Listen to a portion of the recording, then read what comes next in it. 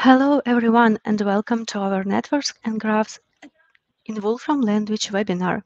My name is Anastasia and I work here in the marketing team at Wolfram Research Europe. The topic today will be presented by Joseph Brennan, one of our technical consultants. If you experience any technical issues during the webinar, please refresh your browser and rejoin the webinar. If you have any questions, please feel free to log them using the Q&A tab on your screen or in the chat. And Joseph will answer them while the talk goes on or in the end. The webinar will now begin. We hope you enjoy. Over to you, Joseph. Thank you, Anastasia. Welcome, everyone, and thank you for joining us today. So, we have people on Big Marker, we have people watching on YouTube, hopefully, and we will have people joining, coming and going. So, I'll just get started. We're going to be talking about graphs and networks today and how we can use Wolfram Language and Wolfram Language built-in functions to explore our graphs and networks. So here's a summary of what we'll cover today. We'll start with the very basics of what a graph is, the representation of a graph in Wolfram Language and in the notebook that I'm using, the front end. How we can specify which kind of graphs we want, building graphs from data and the different file types that are supported. We'll touch on styling graphs, operations we can perform on graphs, finding community subgraphs and like connectivity of graphs. And then by the end, hopefully, we will get on to very specific kind of graph theoretic problems like the four color problem, finding particular paths, walks, and tours, like a Hamiltonian tour, for example. So I hope this will be of interest. It's a very long talk, this, and there will be some slides that I think I'll just skip through. And those of you who are watching on Big Marker can download the notebook, and you can explore that for yourselves. Those of you who are on YouTube, you can also you also have a link to download the notebook. But yes, this requires that you have Mathematica installed. You might also see some polls popping up on the screen. If you can do those, that would be great. Okay, so I'll introduce the basics and then I will kind of check in with the audience to see how I might be able to relate this more to you. Because I don't want it to be a lecture, it's a, it's a webinar. So let's get started. What is a graph in the Wolfram language?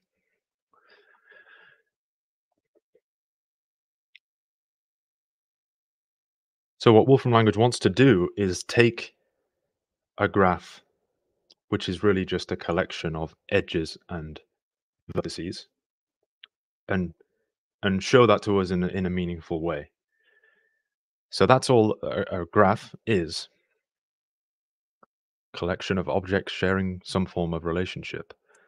The objects themselves are the nodes and the relationships between them are edges. Okay? Then we take a graph at this abstract concept, and by calling it a network, we're kind of injecting some meaning into it, where a network is a graph that has been derived from a structured process and often has meaning in particular context. A network can refer to a graph in which vertices and or edges have properties.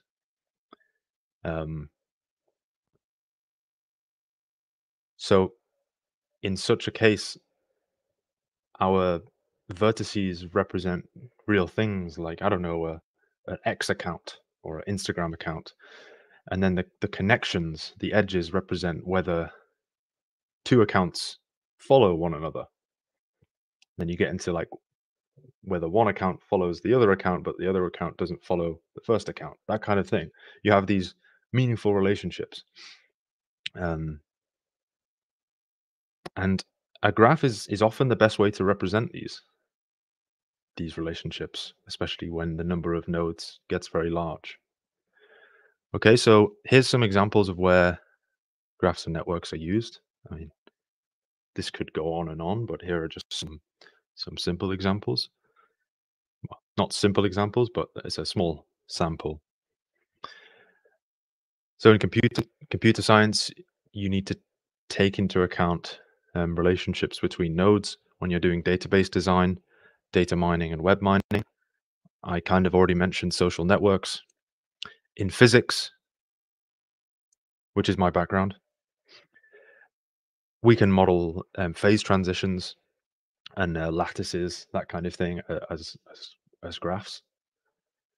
In ecology, you have food webs, which are really just a sort of graph. Market modeling, process chains, epidemiology, the list goes on. All right.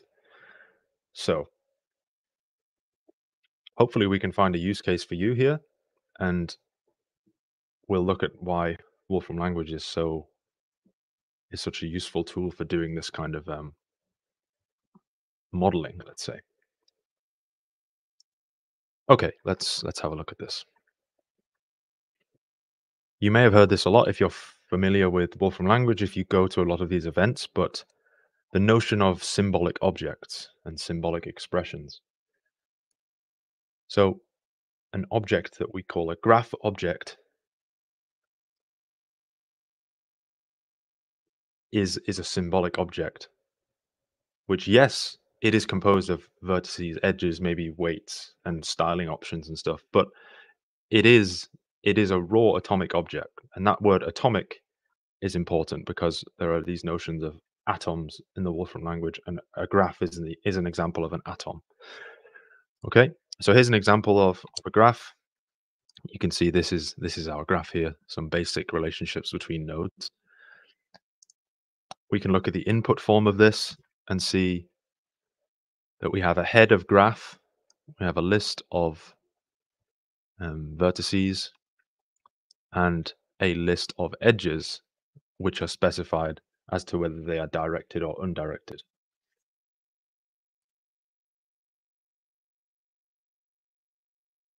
We also have some format type here, some image size options, that kind of thing. And this is what I was talking about being atomic, okay? You can describe them as atomic if atom Q returns true, okay? Another way of saying this is that we can't extract parts of a graph, okay? You can't go into the graph and say, okay, I want the first part of this graph, and this will return an error, okay? For a list, for example, I can extract the first part of a list because a list is non-atomic. Therefore, if I run atomq on list, it'll be false. Okay. Now, whilst you can't extract the first, second, third part, you can extract properties, let's say. I mean, this shouldn't really say parts if we're being pedantic, because part is a meaningful Wolfram language function for which this double square bracket is just the shorthand. Okay, but what I mean by this is we're going to take these functions, vertex list, edge lists, and options, and kind of run these functions on our graph and show the information in a column. So here's the vertex list, here's the edge list, and here's the options.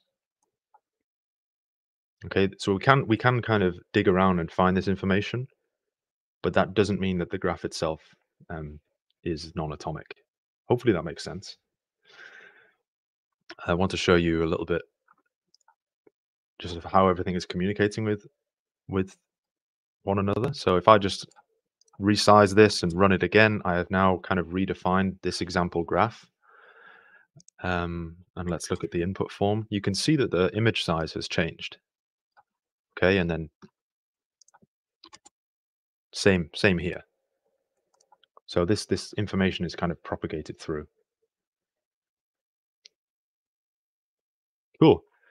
So yeah, this this graph here is just the Wolfram language kernel's best effort at visualizing what you mean when you have a list of vertices and a list of edges.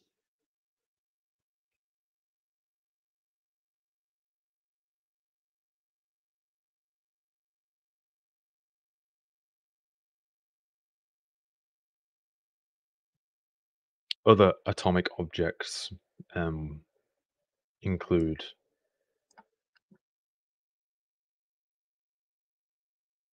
like a number, a real number, an integer,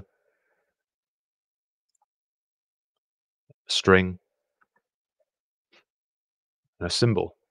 Okay,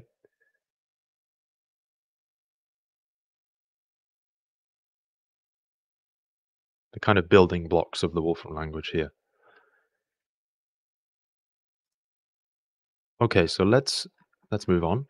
We've understood the basics of how Wolfram language interprets graphs,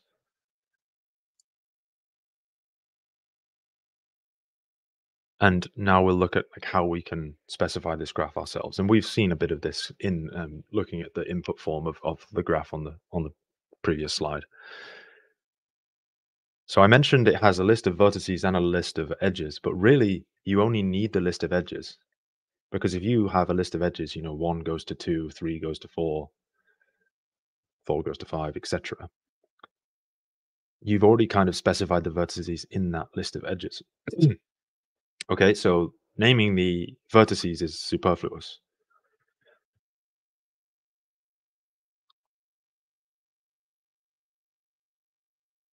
And then I've mentioned how edges can be directed or undirected.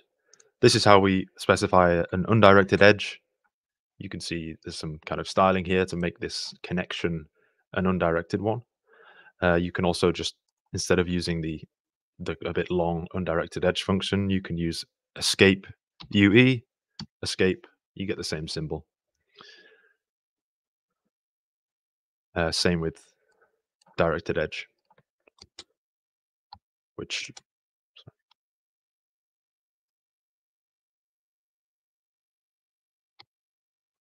and this displays as a kind of something similar to a rule, but rules also get interpreted as directed edges. Cool. So we're going to show 3 graphs here. One uses undirected edges, one uses directed edges, and one uses rules, which are really just the same as directed edges. Uh, okay, simple enough.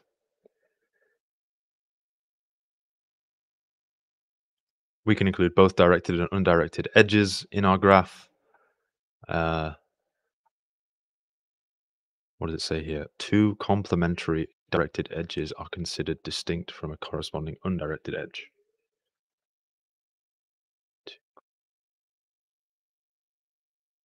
Okay, so we'll just run this and I'll show you what this means. So in this hybrid graph, we have an undirected edge between 1 and 3, vertex 1 and vertex 3. And in this directed graph, we have 2 directed edges. Okay. Now, you might think that this undirected edge is kind of, um, it's really saying the same thing as this, but they're not considered the exact same. Okay. So if I was to check if these 2 graph objects were in fact exactly equal, it would say false. Um,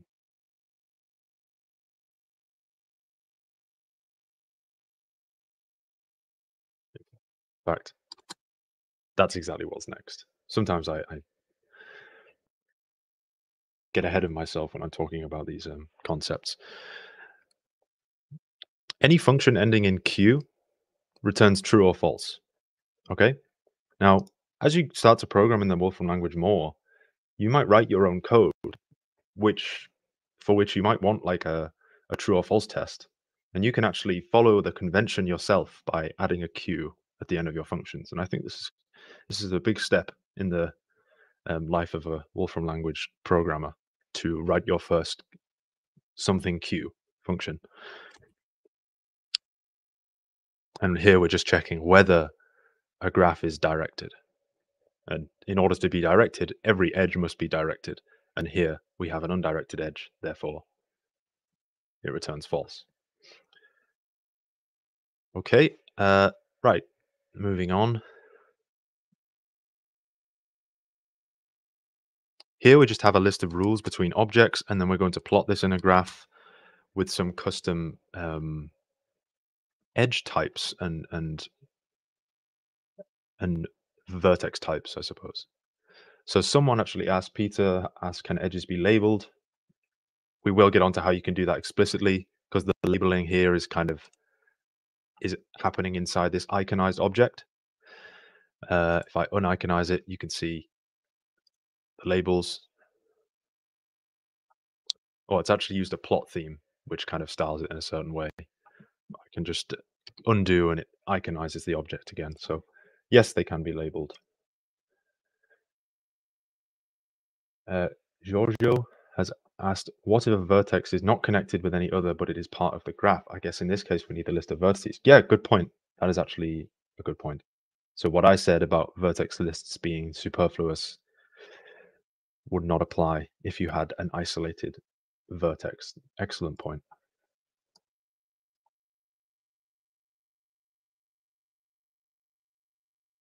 Also got some questions from YouTube, which is great. Victor has asked, does this seminar provide a certificate of participation? I believe it does. Yeah, answer the polls, answer the feedback at the end, and you should get one. Maybe someone can confirm from the marketing side, but I think so. And Abraham Campos has asked, can we use this to make flowcharts? Yeah, why not?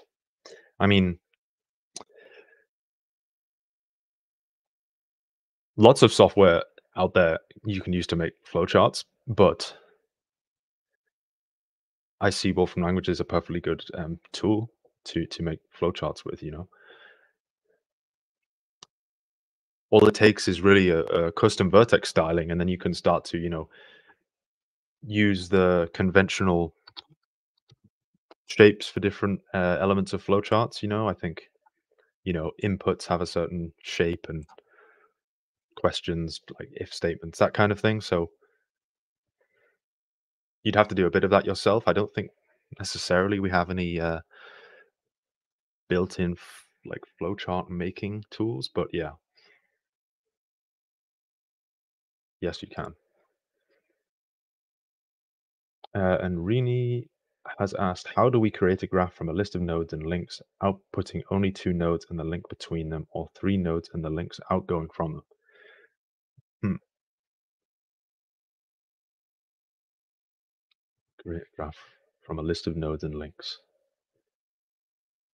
Okay, I think I know what you want here.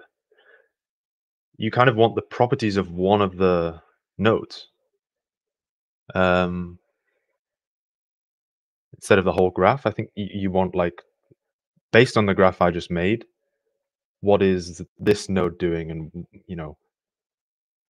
or what are these two nodes doing? Is there a link between them? Um, so I suppose that is hinting at using functions like this, vertex list and edge list, because if I was to take vertex list here of my example graph, like I can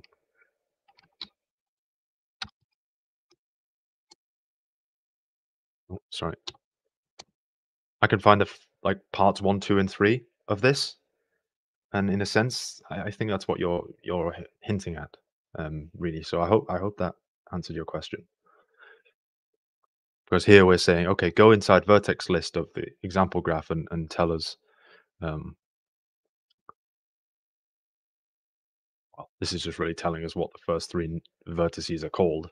And then we could, if we wanted to use that and say, okay, now I've got what they're called, we could like query the edge list with these, if that makes sense.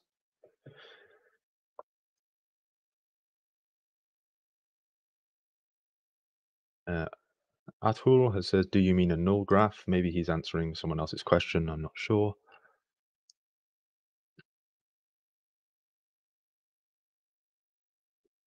And then Ricardo says, "Hi, in the example rules, where are the edge labels coming from?" Where are the edge labels coming from? Great question. So let's have a look in this uniconized thing here. All right, so I'm going to make this a bit more readable. The edge labels have actually been specified in this iconized object. So sometimes I like to put each kind of label on its own line to make this a bit more readable, although you don't have to. This is a really useful property of Wolfram Language that it does not care about indentation, but if people are looking at your code, then they probably do. So yeah, let's take an example here. Between C++ and non, we have the edge label end of line. Between slash and C, we have this edge label that's a star. So there you go, Ricardo. Okay. Thank you for the questions, everyone.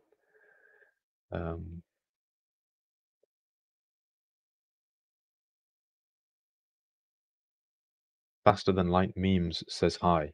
Well, hello. Thank you for coming. Personally, don't really know what faster than light memes are, but yeah, thank you for coming, everyone. This is great. I know it's nearly approaching Christmas, but I'm glad that everyone still has the time to come to Wolfram Language webinars. It's very good to see. And I wouldn't consider myself a graph theory expert by any means, but in my job, if I have a use for visualizing something through a graph, I will use it. I'm always learning. I'm always learning a new function that we have um, among the six or 7,000 we have built in. So great. Moving on.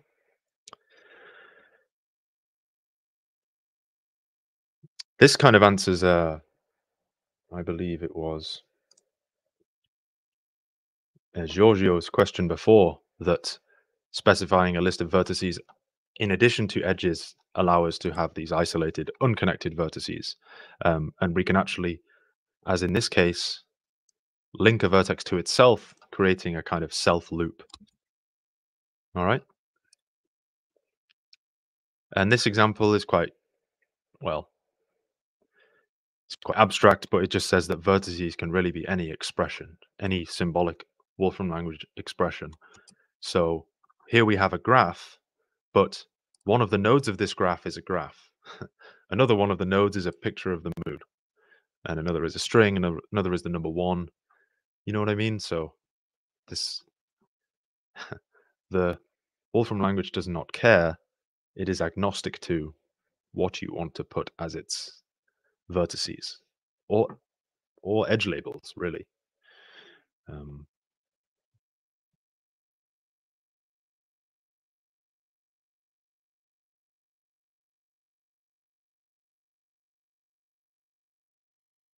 Robert has asked, "Are you going to cover how to weight edges and vertices?" Yes, that is in here. Alejandro has asked, "When will the Wolfram language have the ability to encode graph or get metrics for multi-layer and multiplex network? That would be very useful in comprehensive understanding of complex systems." Okay, I'm not so sure. I'm afraid I don't know the current like cutting edge of what's coming in our graph functionality, but I can try to find out. Maybe keep an eye on the release notes for the new versions, because there might be something in there.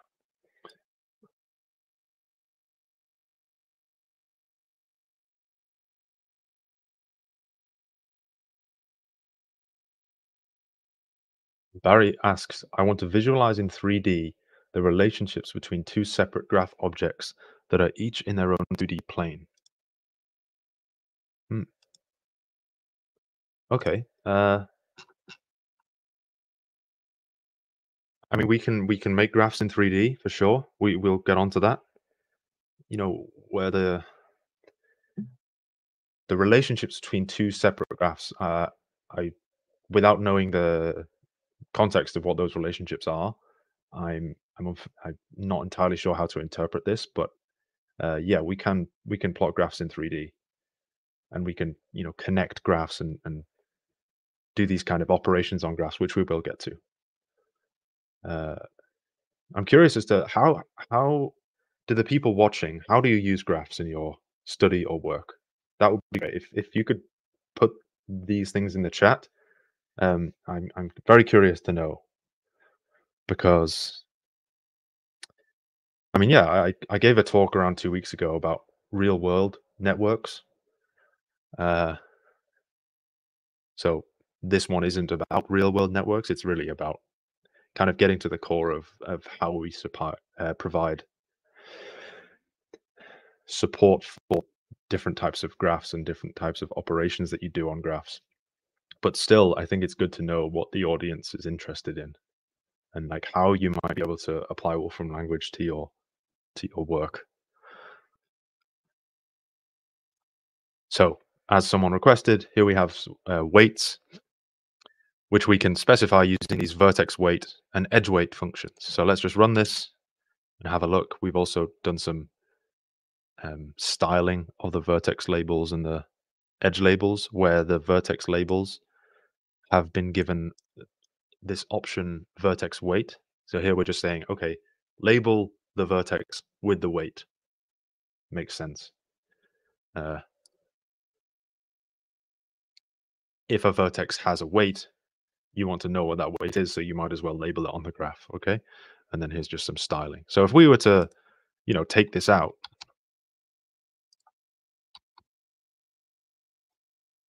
then we have a graph here that it does have vertex weights, because we've specified it within the graph, but there's no way to know what they are. So we should keep this label in. Okay, so that's the basics of how to specify weights.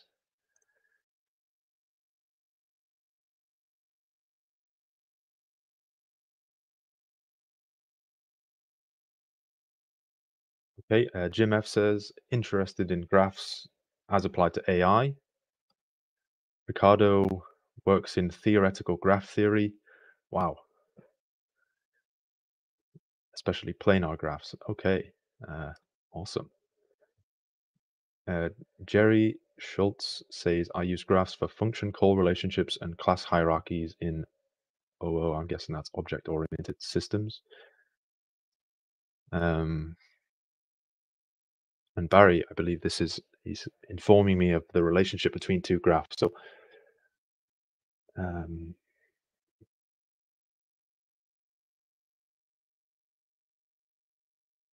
okay. Wow, this is very specialized.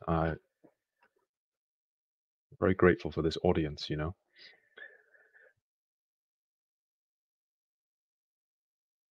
I'll admit some of this might be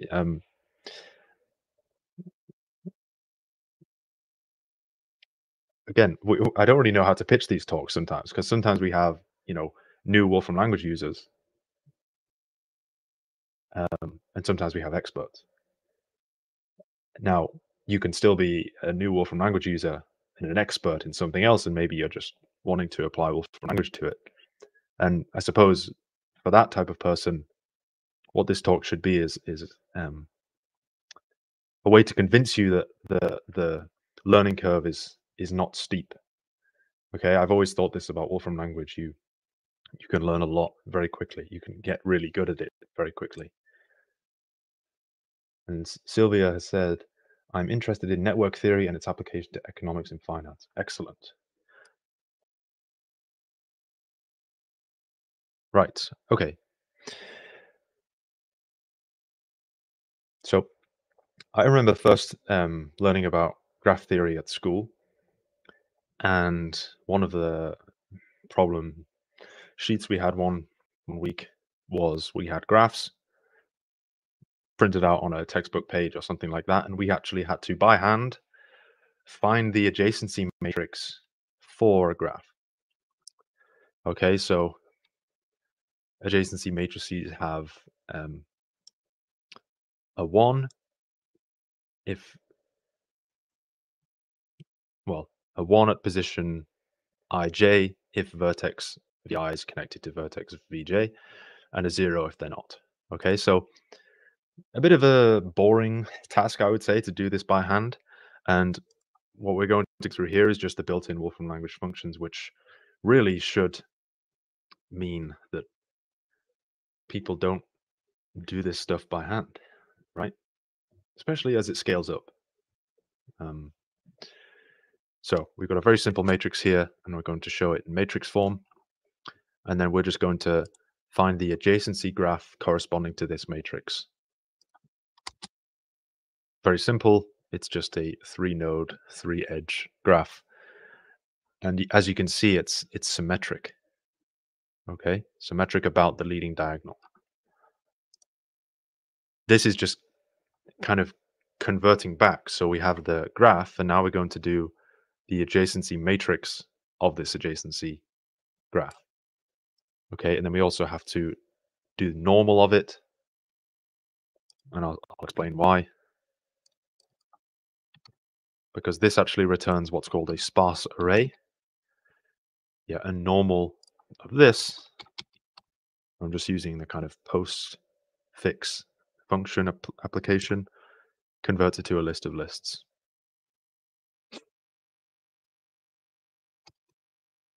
Okay. As I said, symmetric matrix will produce an undirected graph. Asymmetric matrix will create a directed graph.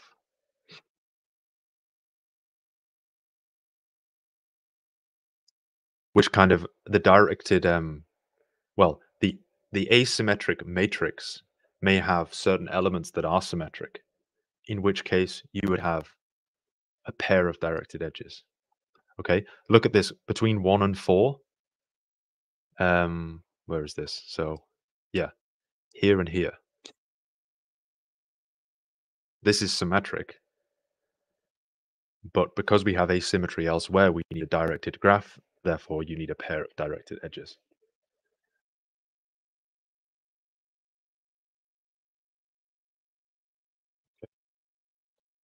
But there's adjacency matrices. Now we'll go on to weighted adjacency matrices. Here, we don't have ones and zeros. We have weights.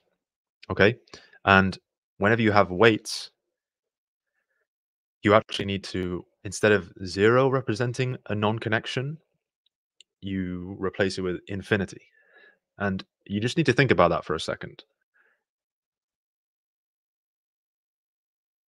Because if you quantify a weight as like, I don't know, how hard is it to get from this edge? No, from this node to this node along this edge.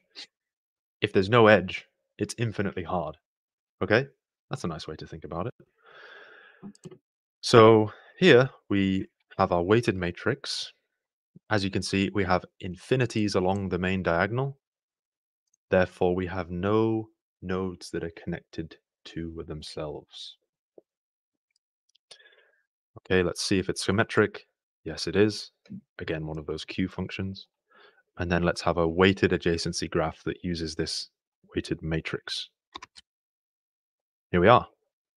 As you can see, no self loops, and we have the edge labels that are actually the weights that are in the matrix. Okay, and here we have a an asymmetric one, where we actually do have a self loop here, which has weight 3. Now, what does that mean physically? Maybe someone can provide some interpretation of a graph that has a self loop, but that self loop has a weight. Here, as you can see, like you need a weight 3 to go from 2 to 2. I'm not a graph theory expert, so maybe someone can provide a cool example of like why that makes sense in real life. So Jerry has said a symmetric adjacency matrix is actually ambiguous. It could represent a fully directed graph. Okay. Yes. I like that's a good observation. So you may lose information, in fact, by not considering like directionality if in fact you have a symmetric matrix. Barry says, yeah, the time it takes to transition that edge. Good idea.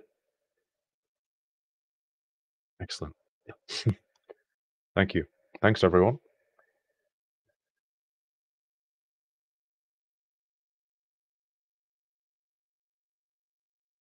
Someone said on YouTube it being harder to go around in one direction. But I mean, given that this is an edge from a node to itself, direction, I suppose, isn't a thing here. I mean, it's just, it so happens that it's been drawn from, well, clockwise from our point of view. But if this had been drawn anti-clockwise, I think it's still conveying the same information. So yeah, I believe Barry's answer of the time it takes to traverse that edge, transition that edge, it is makes the most sense here. I just thought of like, I don't know, the time you have to wait at a train station to get your next train. That could be a kind of edge weight. I suppose it could be a vertex weight as well. Interesting. All right. We're going to look at a different type of matrix next called an incidence matrix. So here, admittedly, I'm less familiar with these, but we have all the information we need here. So um, a vertex is incident to an edge if it is one of the vertices to which the edge is connected. Okay.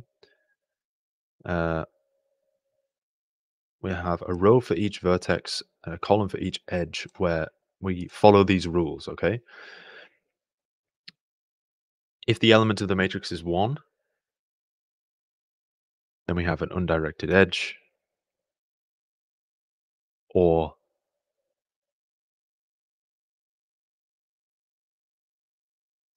I think these K's should be J's.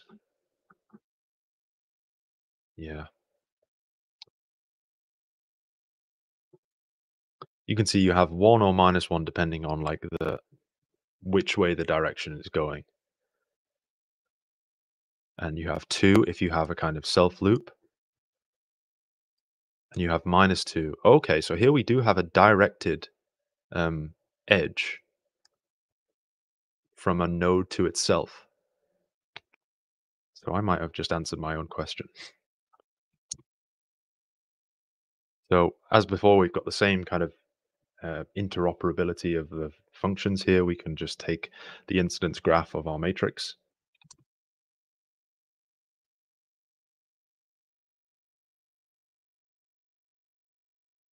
and then go back again.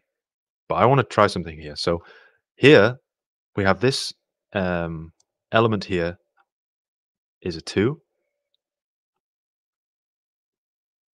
and I want to make it a -2 and see what that does to our graph. Okay, so it has in fact directed the edge. Interesting. Okay.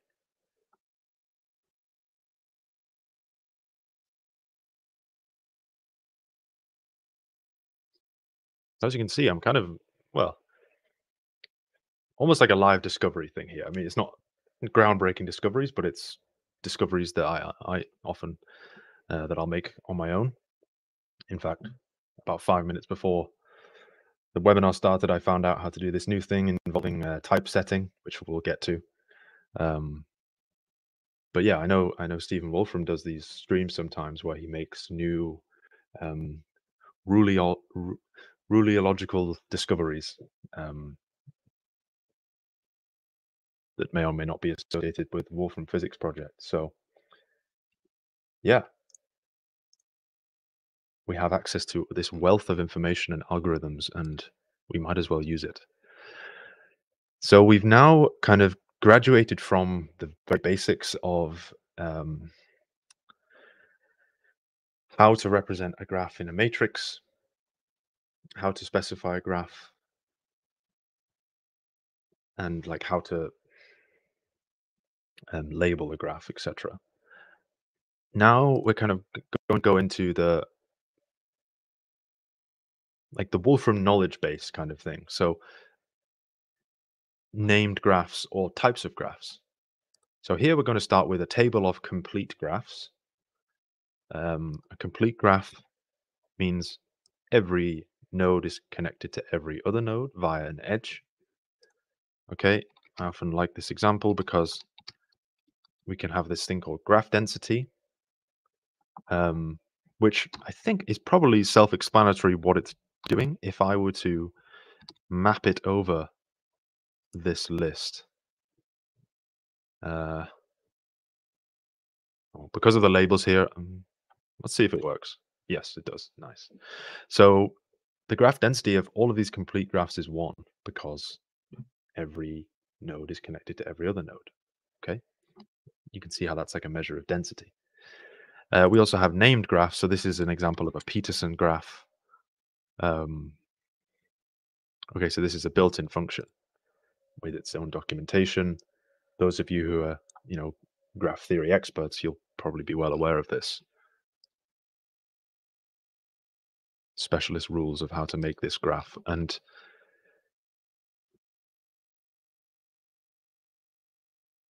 yeah, I'm sure there's lots of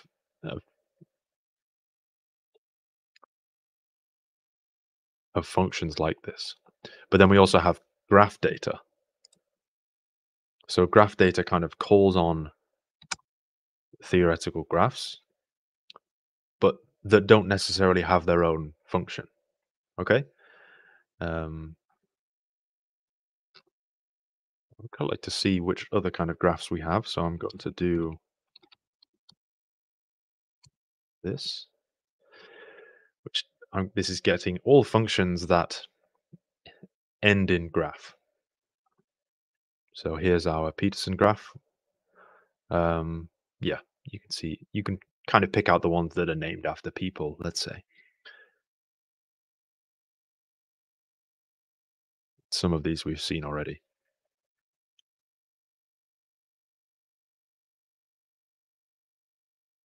And what's cool is it actually notices that it notes the context. So these are built-in functions. These are what are called global symbols because I've actually defined them in this notebook session. Okay. Wheel graph, that's a new one for me. So let's have a look at this.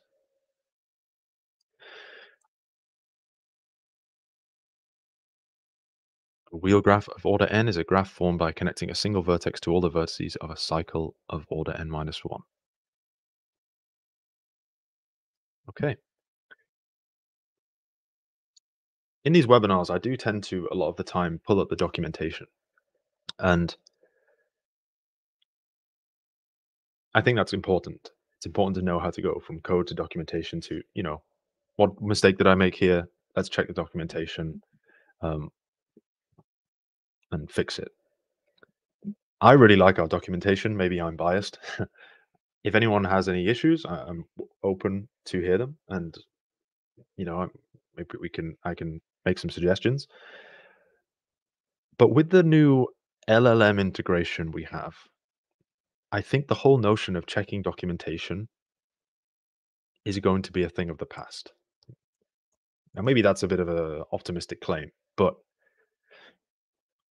given that our notebook assistant that's just come out has been trained on all of the documentation and all of the functions in the function repository and many and lots more, you kind of get a automated documentation searcher as well as a coding assistant. So it's really quite revolutionary. But yeah, I appreciate not everyone will have access to the notebook assistant, but I'd recommend it.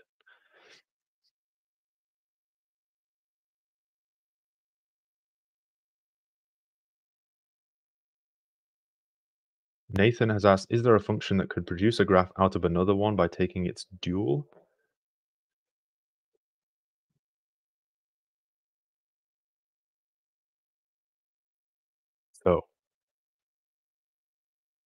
Thank you, Nathan, for your question. Dual, I'm guessing you mean this. So I didn't know this was a function, but I just typed in the word dual and turns out there is. So I suppose that, yes, I hope this answers your question. I think we can just perform this function on a graph and then we return the dual of the planar graph G. Okay.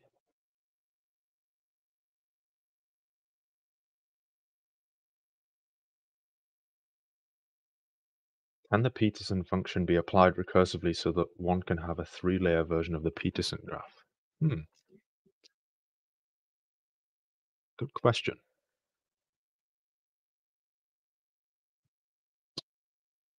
I mean, applied recursively, do you mean like Peterson graph of n and k? Because I'm hesitant to try that because this is the only well documented arguments you can give it. So I'm not sure. There may be other ways you can do what you're saying there, Barry, but I'm not entirely sure. Uh, I'll just finish this last point and then I'll answer Sylvia's question. So as well as graph data on named graphs like the Pappus graph, we have example data. So here we're taking data from the Wolfram data repository, some of which is related to graphs and networks. And this one happens to be books about US politics. Okay, this is what it looks like. That's not entirely helpful because we don't know exactly what it means. So I'm going to take this and query it saying the properties. I think that's what we need. Yep, here are the properties. And then maybe I want the long description.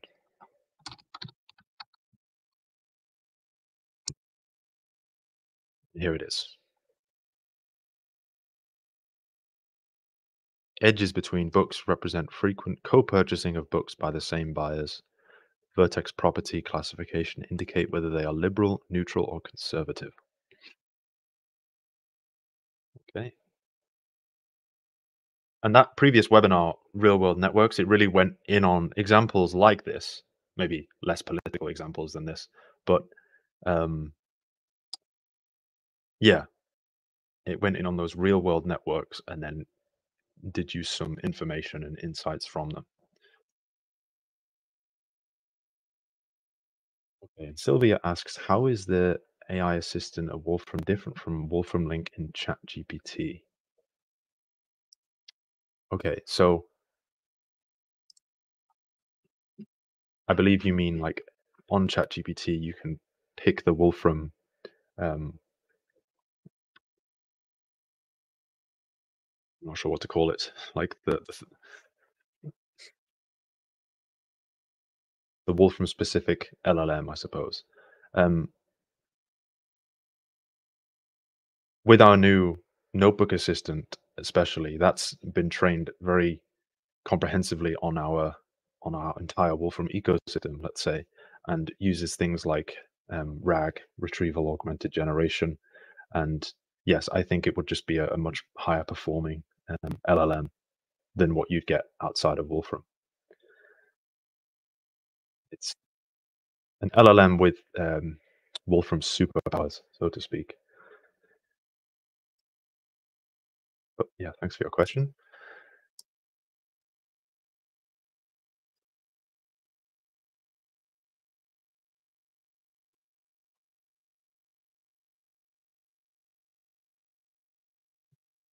Okay, let's move on. So another way to kind of get graphs is taking a random graph from a distribution of graphs. Here we can find a random graph from uniform graph distribution with n vertices and m edges, so 10 vertices and 20 edges. And a Bernoulli graph distribution is another kind of graph distribution, which I'm not going to go into here, but this is the kind of thing you get. Run it again, you get a different one because it's random. Okay, and then here's some other examples of graph distributions. And then this is something I talked about at the start. We can just import a .gw file um, and show it. So yeah, and this is just one of many file formats, data formats that we support that will give you a graph.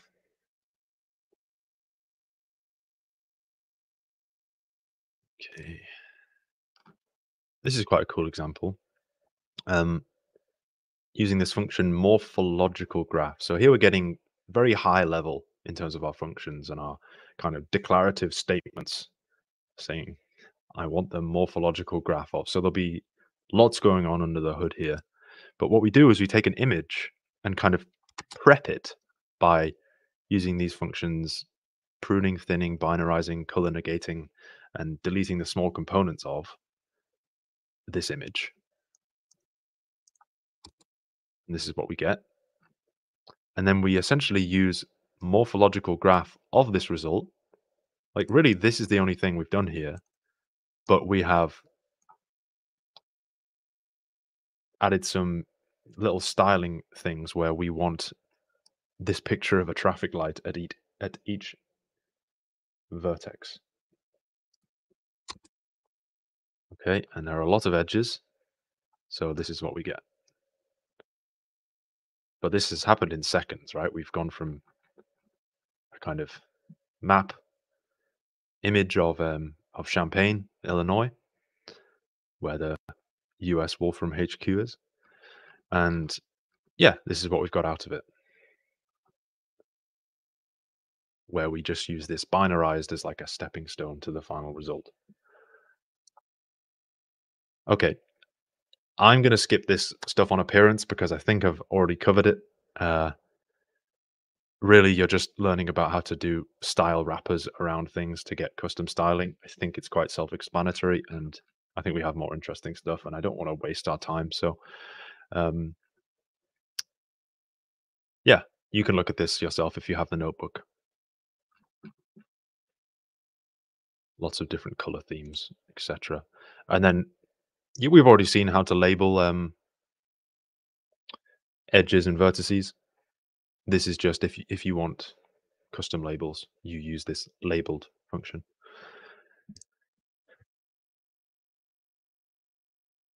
This is quite cool. It's you can actually control the positions of vertices using vertex coordinates. So here we've used map because we want to plot two graphs. One of them has automatic vertex coordinates, and one of them has coordinates at these 3 points. And this is what it looks like. Okay, so this is what the, you know, left to its own devices, this is what the kernel will produce. But this is kind of a forced, the vertices must be here display. And then kind of following on from this, we have this notion of embedding. So embeddings are used as options of graph layout where you can have the same graph but displayed in many different ways. So I'm going to flick through a bunch of these. You can see these are completely different looking, but they actually are encoding the same information. So here is a planar embedding, spring embedding, which incidentally looks a lot like the grid embedding.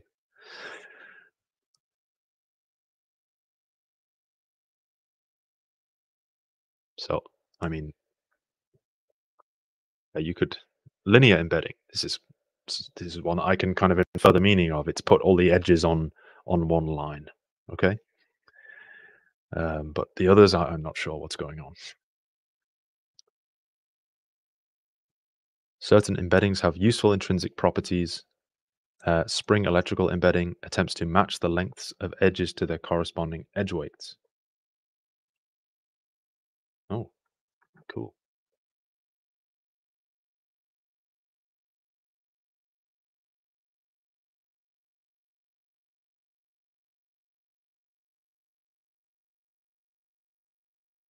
And then this is kind of for common layouts, we actually have, instead of options, which these are, we have actual functions like layered graph plot and tree plot.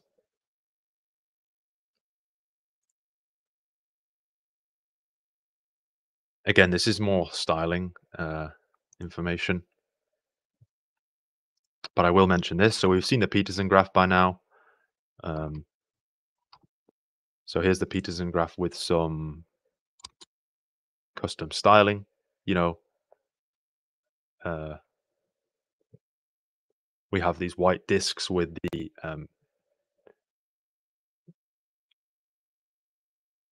edge, no, with the vertex weight inside, I think, or just the vertex number.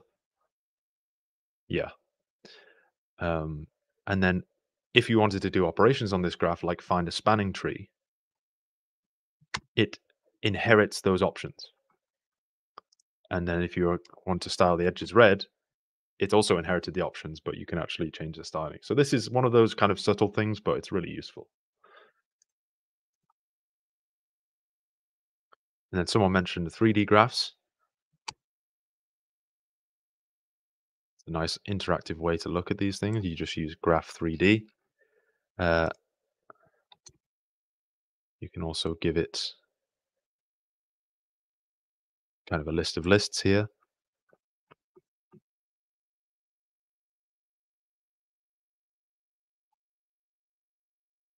And then there's some advice in the notebook actually of how to speed up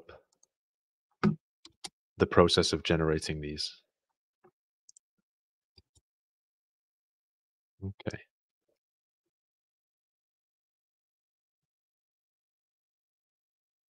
Ah, yes, because these have slightly different. This is a much larger graph, so it makes sense to make the vertices points and the edges lines instead of this.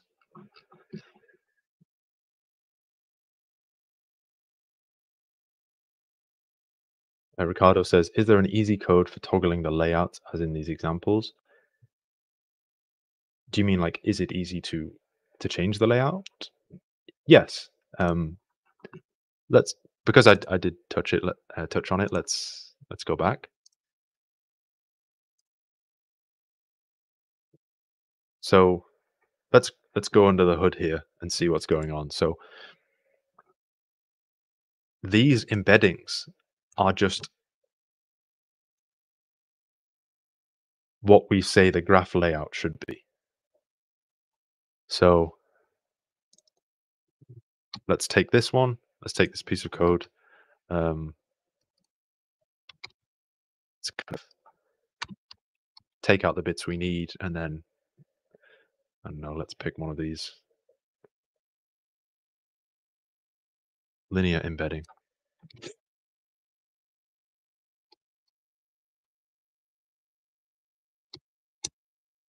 That's all we're doing there. We're just mapping it over many different embeddings. So yeah, thanks for your question. This is kind of the magic behind these nice visualizations. But that's really what's going on. Okay, so you've seen 3D graphs. We can also add and delete vertices and edges. Built-in function, edge delete, edge add, etc. Very basic, but let's just say we want to delete the edge between 1 and 2. Nah, it's gone. And then this is one I'm not as familiar with, but we have vertex contract. So I think I can tell what's going to happen here, but we want to contract the vertices 1 and 4, and we just end up with this. An edge contracting 2 and 3. Okay, so now the third vertex kind of is no longer existing because we have contracted the edge that connected 2 to 3.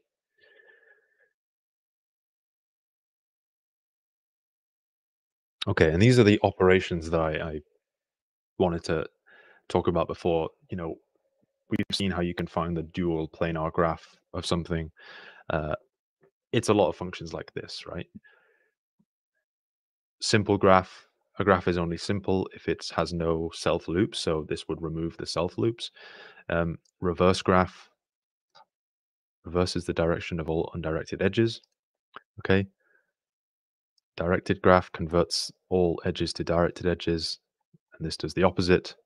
Line graph creates a new graph where the edges of the original graph are swapped for vertices and vertex adjacencies are swapped for edges. Interesting.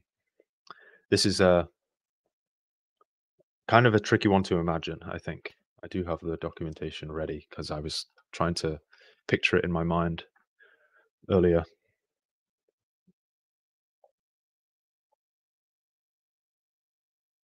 So what let's have a look at this example. So here's our graph.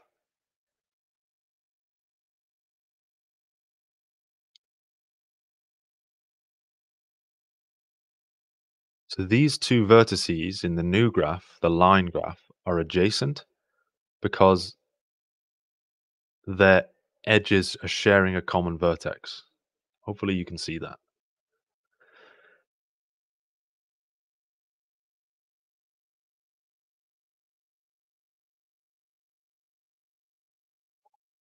This is one of those examples I've seen where it's like a good test of the LLM, the notebook assistant. Does it know how to swap the edges and vertices of graph? Because you can do that. You can take, edge list, vertex list, and then I don't know, just swap them around and like insert them back into the graph and show it. Or you could just know the function line graph and that does it all for you. Okay, and let's show some of these. So we have a graph G,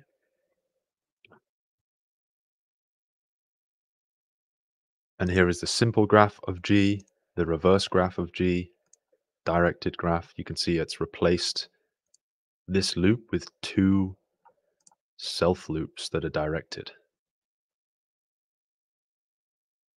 Uh, this is removed all direction. Here we have the complement, and then the graph power.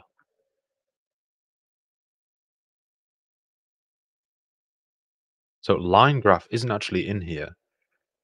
And maybe someone can tell me actually why. Like, can you always do line graph of a graph, or does it have to satisfy certain conditions? I'm not actually sure.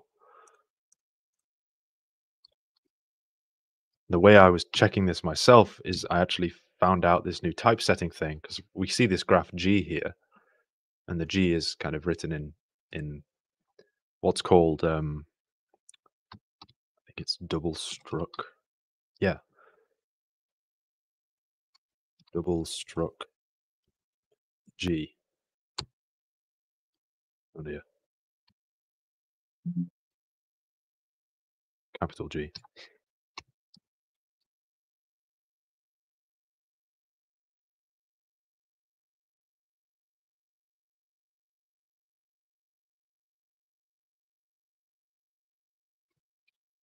I clicked the wrong one. But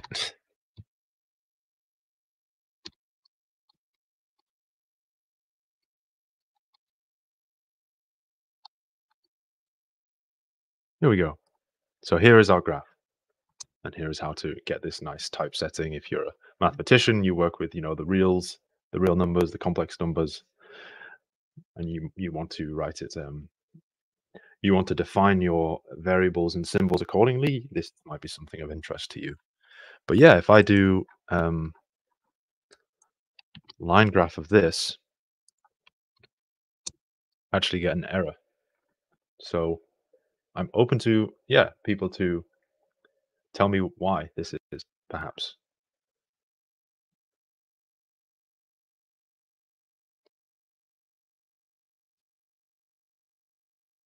And this is a similar thing. So here we start off with two graphs, G1 and G2. And then we have things like graph intersection, difference, union, and disjoint union, just treating these graphs as if they are sets, right? So what's going on here? It seems the only thing in common with these two graphs is the edge between 3 and 4.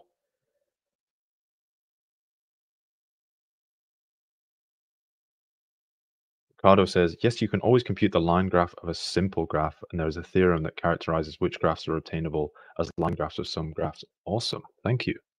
So let me try something. So we can take the line graph provided it's simple.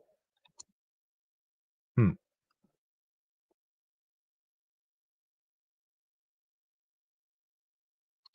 Try something else. Nice. Okay. So simple and undirected, it seems, is the requirement. Thank you so much. Always learning, you see. Okay, let's look at this graph union. So this is doing what you expect. Um, graph G1 here has no vertex 2, but the union does. Okay, like these connections here are kind of here on the graph union. Graph difference, graph disjoint union.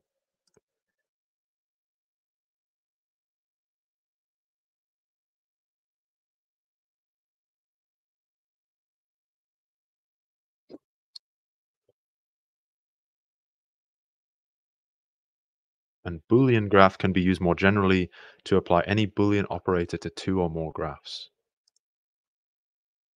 So I want to see exactly how this is applied because,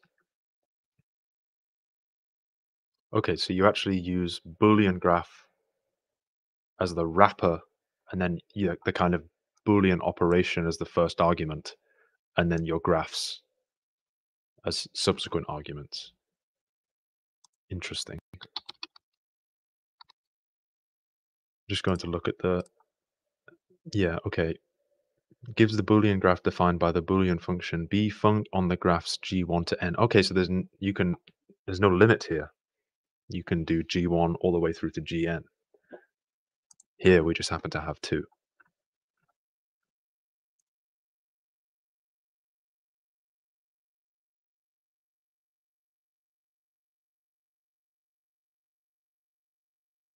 Okay, so those of you who know your Boolean operators, you might like this one.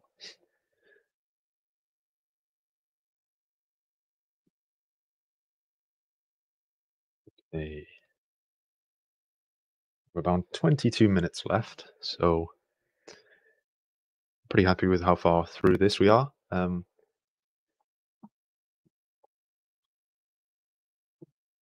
I think I've covered this stuff by now. You know, we know the different types of graphs. We can extract the, well, if we can extract the vertex list and the edge list, it's not beyond the pale to think that we can do a vertex count and an edge count, right?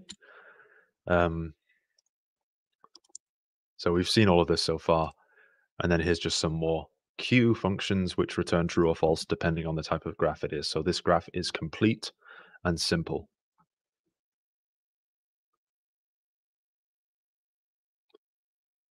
And then we've seen directed graph Q, undirected graph Q, loop-free graph Q. And this is using a similar thing I used before for graph, but for graph Q, as it prefers me to type this out. So here are all of the different graph Q functions that will all return true or false. And there are so many more than this in the function repository, which I encourage everyone to check out.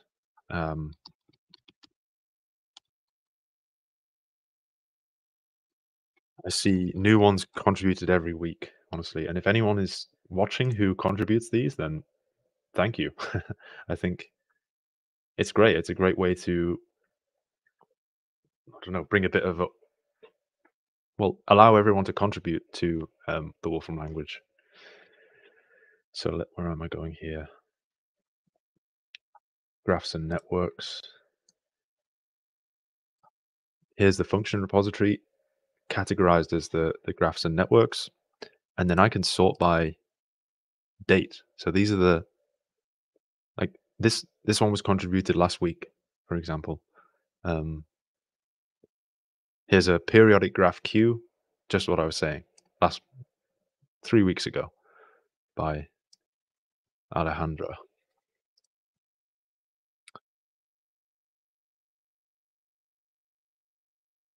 Okay, and you can use all of these, right? You can sometimes it's hard to know what there is a function for and what there isn't. So well, this is where the notebook assistant comes in because it's been trained on the function repository and it knows all of these. Uh, but if you don't have that, then you can go on here, search, look at categories, you know, control F. I don't know. But yeah, there's over 3,000 of these.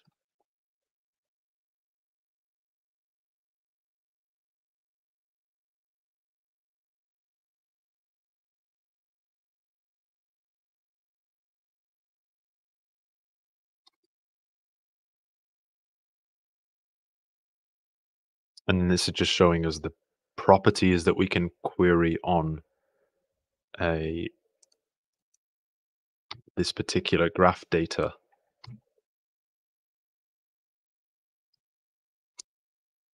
Wow. Okay. Very simple graph, but technically we could go through these over 730 different properties and find those for this graph. Okay. So this is extensive stuff.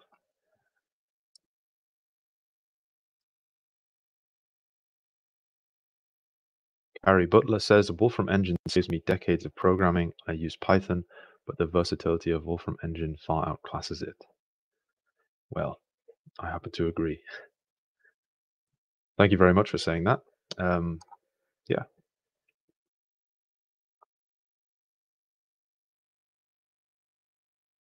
I'm intrigued to know what kind of stuff you do using the Wolfram engine.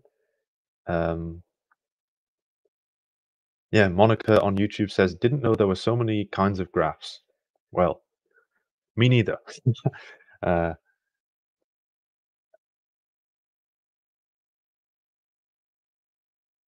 all right.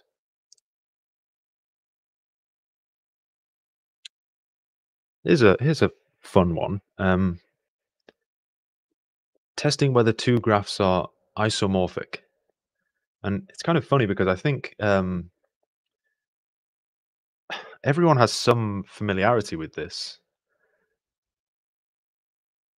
Like I remember back in my childhood where everyone was trying to do this challenge where you would draw a shape or a sequence of lines without taking your pen off the paper. And whilst that's not exactly the same thing going on here, that really is like a well-known graph theoretic concept, and I'm sure people in the audience today will be able to explain that better than I could. But yeah, whether two graphs are isomorphic is really just, does a renaming of vertices make them the same thing? So these two graphs are isomorphic because just because these two um, edges are crossed over, they could just as easily be not crossed over and we'd have the exact same graph. Okay, that's what isomorphic means.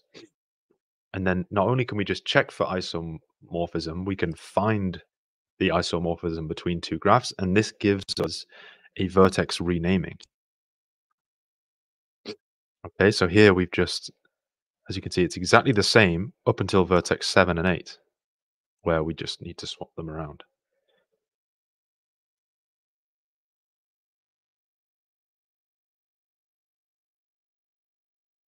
Okay.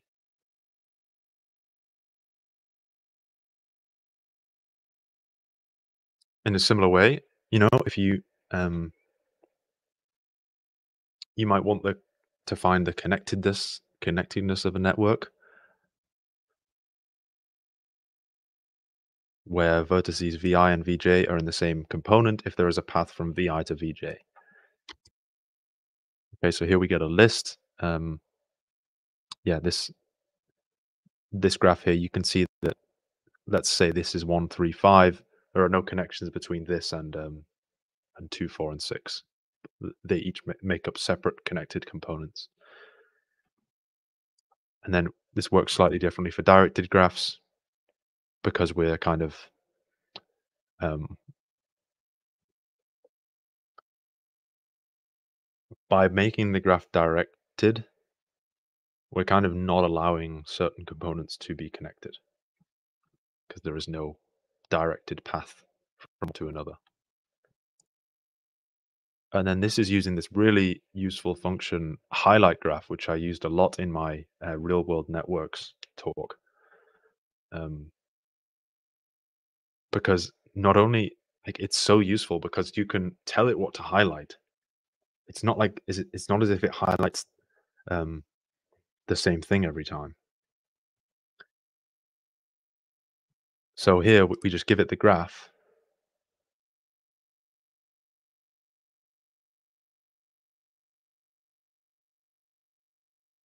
Let me see here.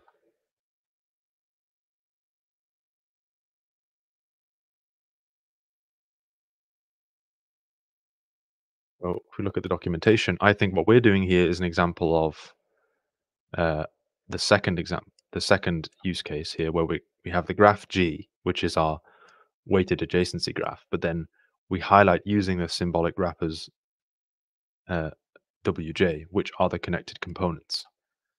Okay, so here it's going to highlight the connected components.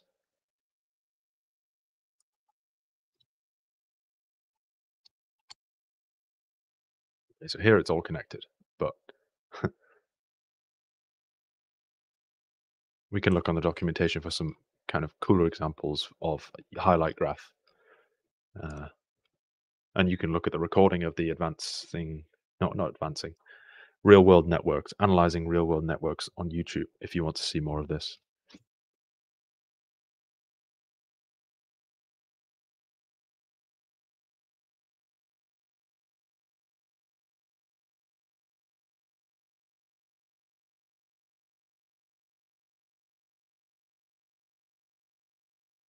Yeah.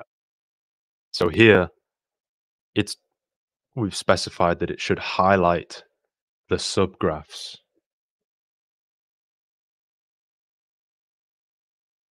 of G that correspond to different communities that are defined by these. Okay, it's a really useful bit of functionality there. And it kind of links into Wolfram's whole ethos of yes, we're the largest collection of algorithms in the world. And we're actually at a point now where it's so declarative where it kind of automates that process of algorithm choosing. Um, provided you know what to give to the function. But yes, uh,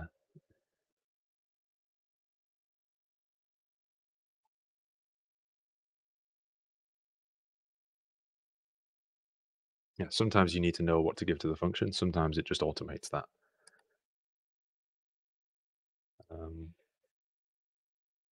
oh, Georgios has asked, is there a way to produce random graphs that follow a certain distribution, e.g. Erdos-Renyi graphs? Yes, there is. So maybe I skipped by this a bit too quickly, but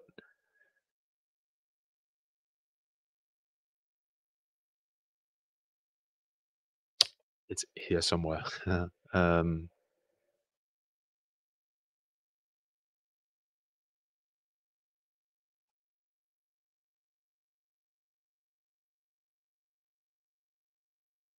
here we go.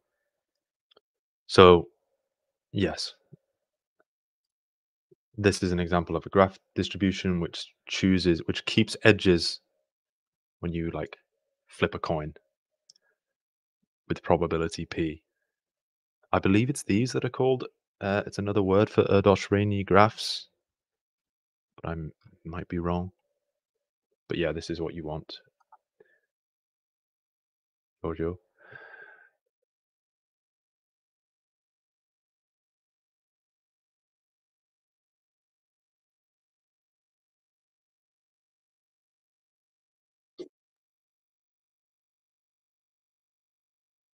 Phil says on YouTube, I had an art class as a child where we drew isomorphic letters in 3D. Wow. Okay. Um,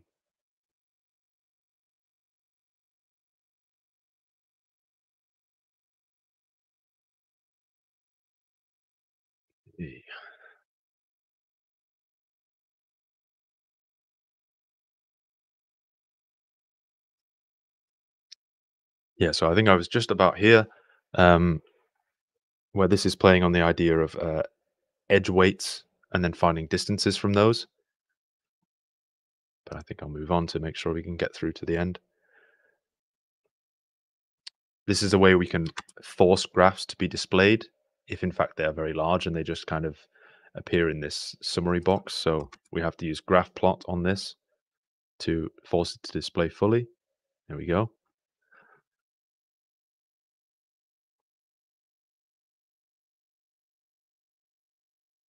And this is quite a cool example of where we only label um, certain vertices based on some criteria. Okay, so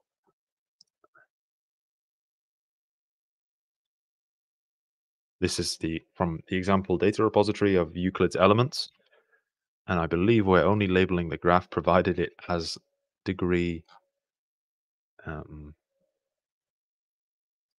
oh, it has a degree of at least some value, right? So here, when this is 1, they're all labeled, but then I can slide this, and then fewer and fewer of them are labeled.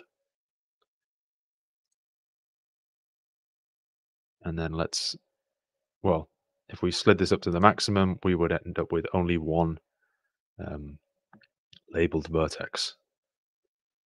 So you can think of this as the axiom from which the most other axioms follow.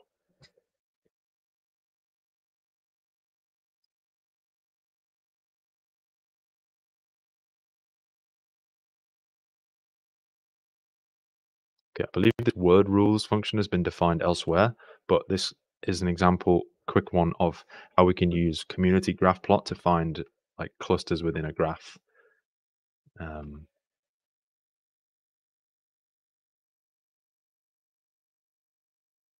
so I believe this is finding synonyms of words.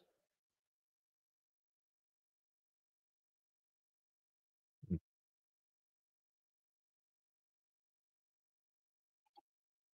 looks like a very large graph. I'm just going to see what. Okay, so this is the graph.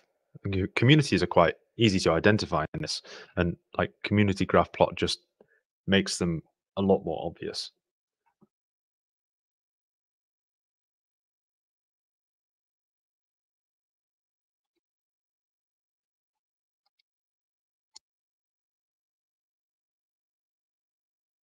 As you can see, I'm having to go kind of deeper and deeper inside this nested function to see what's going on here. Okay.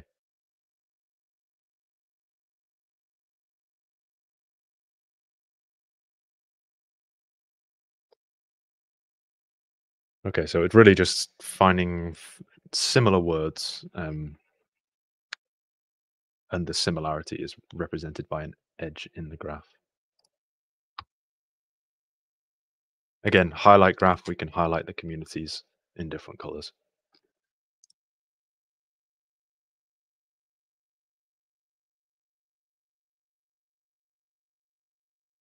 I think I'll skip this because I did talk about this a lot in my other talk.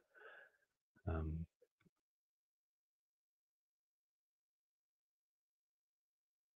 we'll get on to the problem solving.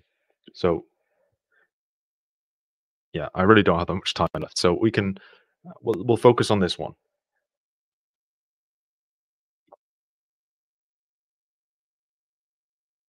So a planar graph is a graph that can be drawn in the plane with no intersecting edges. All right. According to the four-color theorem, I believe this is a link to the Wikipedia. At most, four colors are required to color any loopless planar graph such that no two adjacent faces share the same color. Okay. Uh, here's an example of the United States as a 4-color map, which is quite cool. And then we're going to actually demonstrate this, like demonstrate that this is in fact true. I don't think we're going to prove it's true here for all graphs, because that's well, maybe it hasn't been proved.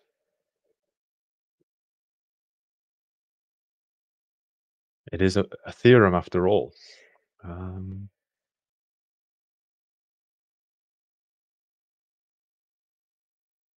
okay, maybe it has been verified. I'm just glancing at the Wikipedia right now. Basically, I'm not as familiar with this one,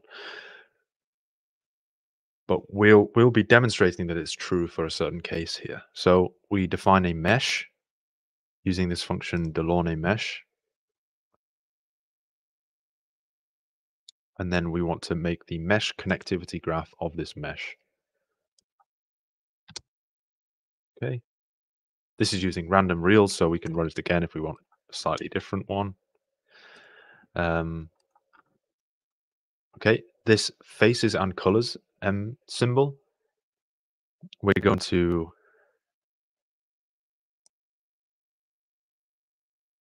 define the outer vertices and ultimately make a association of faces to their colors. Okay, we're using this association thread of the planar face list, i.e. the faces, and then the colors which are used by find planar coloring. Okay.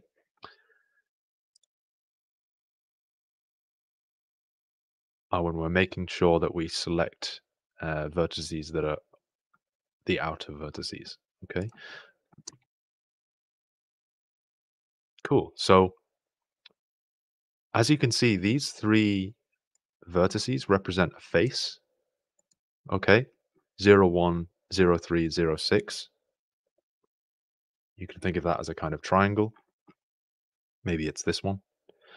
Um, so that's a face, and that will be colored in this color. All right.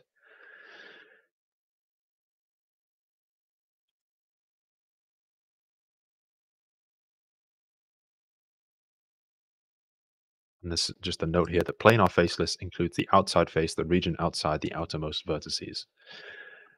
Okay, and then we want to plot the results. So lots of this code is just styling, and really the meat of this is going on in the polygon. Um, like polygon is being applied to the keys of faces and colors.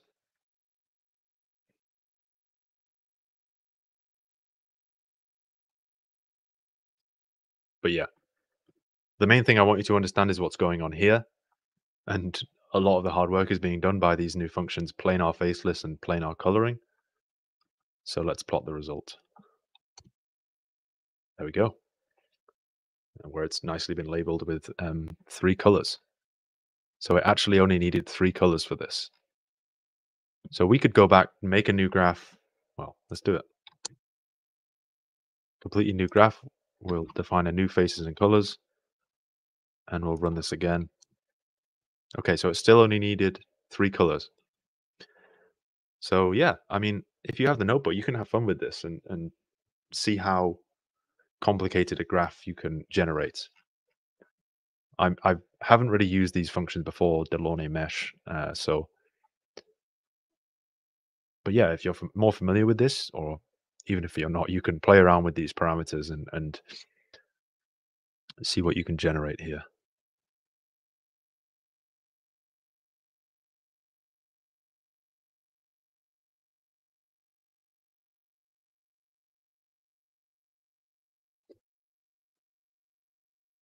Okay, any questions on this? Ricardo has said it's been proved with computer assistance checking several thousands of cases. No pen and paper proof are currently known. Okay. So is that to say that like there were cases that were believed to not um, satisfy this, and then the computer found that they did? That's my understanding of what you said.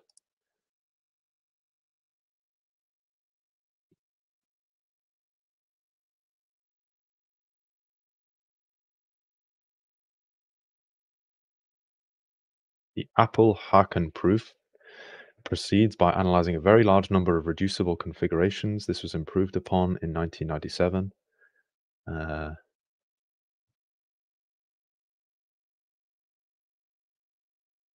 Okay.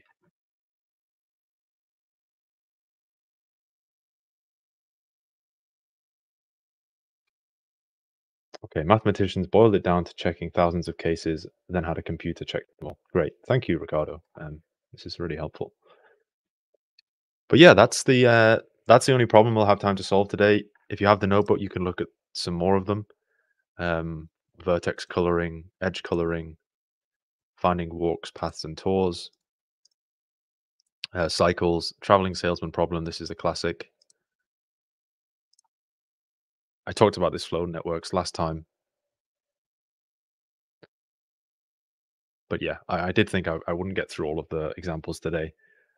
But I hope you found a use case within all this. And I've got a summary on screen here. Uh, I can try and provide resources for people if you want specific ones. But yeah, I will stick around for a couple minutes for questions. Uh, okay, the holy grail of graph theory. Interesting.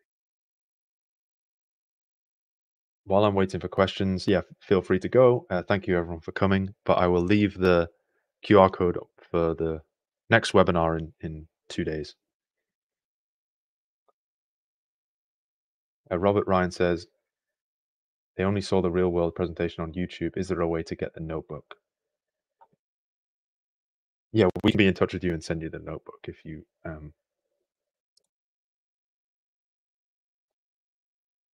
yeah, let me message you a second. Or maybe someone from the events team will answer you.